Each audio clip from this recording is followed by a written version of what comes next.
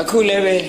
ပုဏ္ဏပတုမာတာဆိုတဲ့ဘီလူမရဲ့ပုဏ္ဏပတုဆိုတဲ့အရွယ်ရောက်ပြီးသားသားကလေးဘလူးလေးရဲ့အရွယ်မရောက်သေးတဲ့ဥတ္တရာဆိုတဲ့သမီးလေးရဲ့ဒီမိသားစု၃ယောက်ဟာညနေဝင်ရိုးရီအချိန်မှာအစာရှာထွက်လာကြ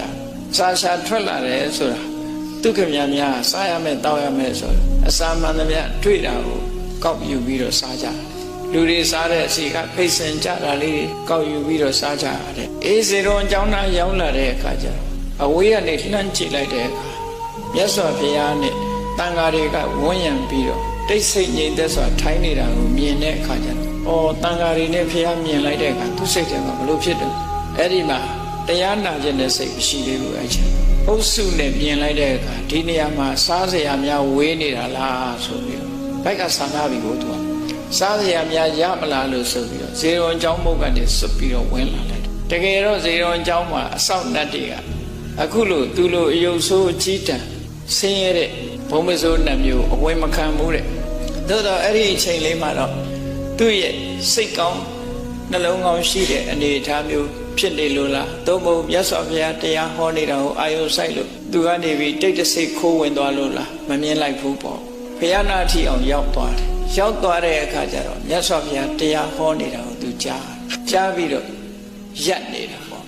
ဘုရားတရားတော်ကိုနားထောင်သူမှအသိဉာဏ်ရှိတယ်အဲ့ဒါလို့ရပ်ပြီးနားထောင်နေတဲ့အချိန်မှာဘာလို့တုံးဆိုတော့ခုနကသူ့လက်ကဆွဲလာတဲ့သားကလေးရဲ့ချီးလာတဲ့သမီးလေးအမေဘာလို့ရက်နေတာတော့သားတို့သမီးတို့ဆာလာပြီးသွားပါရှေ့သွားပါရှာပါနဲ့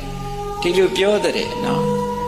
အဲ့ဒီလိုပြောတဲ့အခါ तू ကတရားနာနေတာဖြစ်တော့ကြောင့်သူသားသမီးတွေကိုပြန်ပြောတဲ့စကားလေးဟာအင်တန်မှတ်သားစရာကောင်းတယ်ပေါ့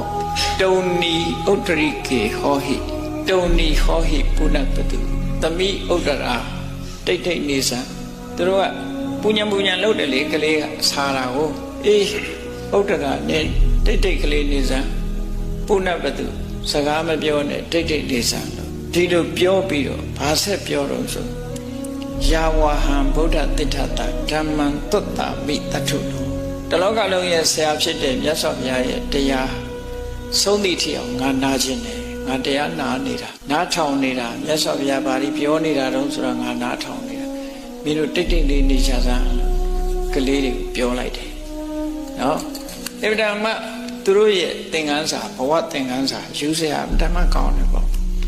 အဲ့ဒီမှာဘာဟောနေတယ်ဆိုတာသူသိတယ်သူသားသမီးလေးတွေကိုရှင်းပြတယ်တရားနာရင်